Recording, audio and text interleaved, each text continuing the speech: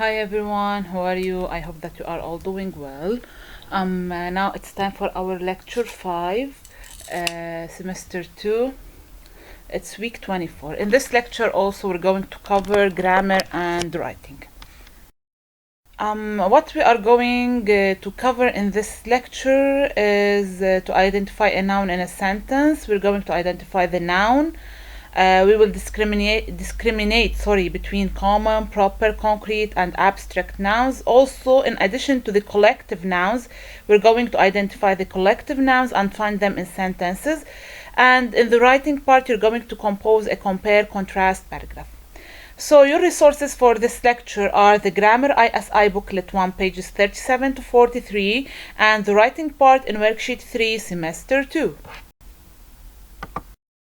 First, let's start by defining the nouns. What are nouns? Nouns are naming words. Nouns are parts of a speech. We use them in English. And their function is to name words. So they name. When we say nouns, we mean names. They name people, they name places and objects, animals, whatever. As long as it is a name, then it is a noun. They can also name ideas, emotions, qualities, and activities. Here are some examples of nouns like Peter, Elizabeth, driver, sister, friend, Bristol, Severn, Brazil, pen, dog, money, love, beauty, industry, nature, greed, pain, and so much more nouns we have in English. First, let's start with the first type of nouns, which is the common nouns. What is a common noun? Common, which is something familiar, not specific. So a common noun names any person, any place, anything, or any idea. So it's not specific, it names anything. Examples: my book is on the table. Book is a noun, it's a name. Table is also a name. So book doesn't name a special thing. No, it just names a book, any book. So it is a common noun. Table also is a noun. It names any table. So it is a common noun. Tamika went to school early this morning. You might say Tamika is a noun. Yes, that's right. It's a noun. It's naming a person, but it's not common. Why? Because we specified who's this person. So it's not a common noun. School, since we didn't name specifically which is school, so school is a common noun. Now we move to the second type, which is proper nouns. Now proper nouns name specific person, place, thing, or ideas. As I said, Tamika, since it named a specific person, then it becomes a proper noun. And notice something, that all proper nouns must be capitalized. All the proper nouns must be capitalized. Example, my book, Long Walk to Freedom, is on the table. So here I specified the name of the book. So the name of the book is called a proper noun. Tamika is a proper noun also. Goes to Oglethorpe Elementary School. Okay, so the name of the school is a proper noun. Okay, now let's move to the third type of nouns, which is the concrete nouns. A concrete noun names a material thing, a person or a place. It's something that can be physically touched. Or in other words, it's something related to the senses that we can touch, we can see, we can smell, okay, we can feel it with our hands, okay. So it's a material thing or person or place, then we call it concrete nouns. Example, a parade began at 7 o'clock to celebrate the 4th of July. The parade is something that we can see it in front of our eyes, and it includes material things, then it is a concrete noun. Abstract nouns.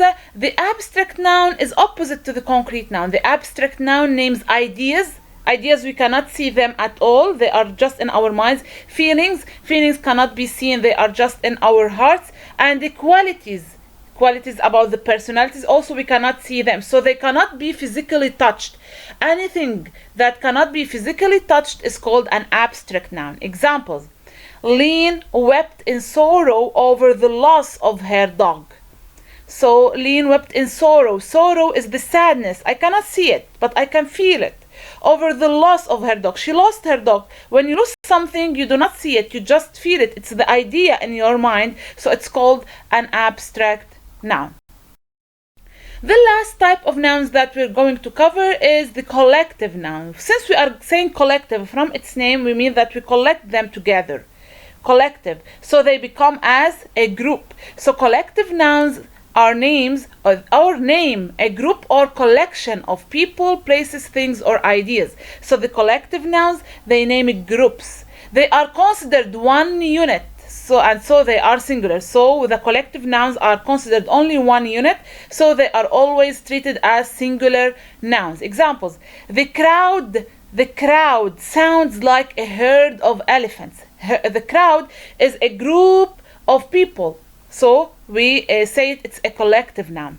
The staff includes professionals and non-professionals. The staff are the employers, are the people who work in the same place. Okay, so all together we call them staff. A staff is a collective noun. The group of students is standing in the line. A group is a collective noun. It's defining itself. It's a group, so we call it a collective noun.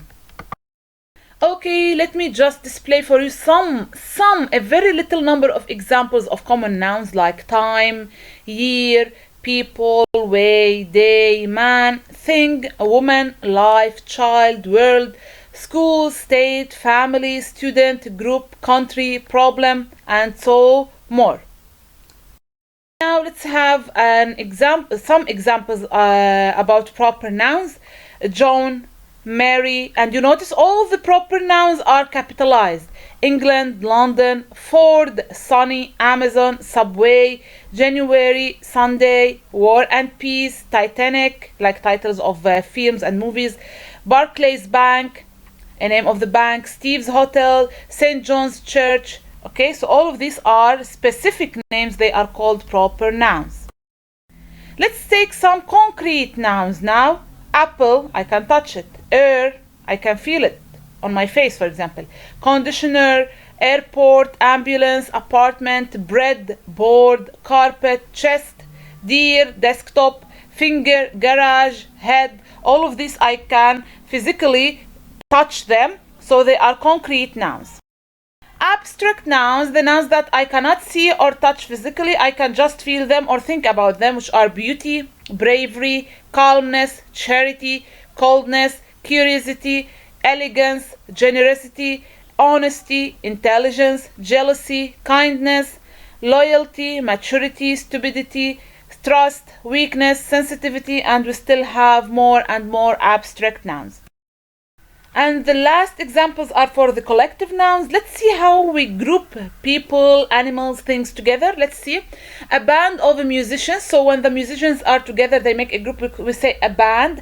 A board of directors, a choir of singers, a class of students, a crowd of people, a gang of thieves, a pack of thieves also, a panel of experts, a team of players, a troop of dancers, a litter of puppies, a murder of crows, a pack of hounds, a flock of sheep, a herd of deer, a hive of bees, an army of ants. So you see, band is a collective noun, musicians is a common noun, board is a collective noun, directors is a common noun. So you see, pack is a collective noun, hounds is a common noun. So you see the difference now between collective and common nouns. So guys, we have finished from our grammar part. Let's now move to the writing part, which is compare, contrast, paragraph. What must we write in the compare, contrast, paragraph? Let's see. What is a compare contrast paragraph first? A compare contrast paragraph is a type of expository writing. So it's expository, it gives information. What does it especially give? It especially gives similarities and differences. Since we're saying compare contrast, so it gives similarities and differences. So it's a type of expository writing in which the writer mentions or gives information to the reader. In a compare contrast paragraph, you write about the similarities and differences between two or more people, places, things, or ideas. Compare focuses on similarities, contrast focuses on differences. Now, how to write a compare contrast paragraph? How to write the compare contrast paragraph. As you all know that we have topic sentence, supporting sentences, and concluding sentence. What must we write in the topic sentence? The topic sentence, it identifies the topic and the intention to compare and contrast the two specified objects, ideas, or places. So in the topic sentence, I have to mention my intention that I'm going to compare and contrast two things or two ideas. In the supporting sentences, I have to mention the similarities and differences, so they can be organized in two different ways. You can start with the similarities, then you move to the differences, or vice versa. So either you mention the similarities, then the differences, or you mention the differences, then the similarities. Do not forget to use transitional signals to link sentences together, and later I will remind you with the transitional signals or the linking words. What must I put in the concluding sentence? The paragraph ends with a concluding sentence that restates the topic sentence using different words, as we always say. But there's something very important. To order or organize your information before you start your paragraph, you have to use the organizer, which is the Venn diagram. It's better to use a Venn diagram to organize your ideas before you start developing your paragraph. So the Venn diagram is very important to organize your ideas. What are the useful transitional signals for comparison and for contrast? For comparison, we can use similar to, similarly, in the same way, like, equally, again, also, to, each of, just as, so. Okay? Whenever you make a compare contrast paragraph, I want to see these words. Why? Because they will show the reader which are the similarities and which are the differences. For contrast, we use in contrast, on the other hand, different from, whereas, while, unlike, however, but, although, however, however also I mentioned it twice, conversely, yet, on the contrary, unlike, okay, while. So all of these words are helpful to show contrast. Now let's have a sample example for compare contrast paragraph. Smartphones versus tablets. So from the title, I can directly guess that I'm going to compare and contrast smartphones to tablets. Let's see what we mentioned in the topic sentence. Smartphones and tablets, which are electronic devices with multiple uses, are widespread among all people today and have similarities and differences. So in one sentence, I defined the things that I'm talking about, and I mentioned the controlling idea, which they have similarities and differences. To start, so this word shows me that I'm going to start with my paragraph. To start with, both, the word both shows me that I'm going to give a similarity. Both devices are modern developments and work by touching the screen only without using buttons. This is the first similarity. Similarly, this word shows me that I'm going to mention the second similarity. Smartphones and tablets can join the whole world together in one touch. For example, you can access any social network in seconds, plus you can receive any news you care about. On the other hand shows me opposite ideas, so this shows that I'm going to talk about the differences. There are certain differences between them. First, the clearest difference is the size. Tablets are much bigger than smartphones. So you see, first, the clearest difference. So I mentioned here that I'm going to give the difference. I talked about the size. For instance means, for example, unlike tablets, you see, so it's different from tablets, smartphones can be put in your pants pocket. So here I can know that smartphones are small in size and can be put in a pants pocket, but tablets cannot. Moreover, so here it shows me addition on the differences. When you target a smartphone, you are targeting an individual. Most people have their smartphones and don't share them with anyone else. The same cannot be said about tablets, which are sometimes shared among several people. So the tablet is more easier to be shared between people, among people, but the smartphone is not. As a conclusion, so now I'm going to end my paragraph. Both devices are important nowadays, but it goes back to every individual to choose the device that he prefers to use. So based on the similarities and differences, everyone decides what electronic device he or she would like to use. Okay guys, thank you for listening. I hope that the lecture is clear now for you. So it's time to go and solve your worksheet. Bye bye.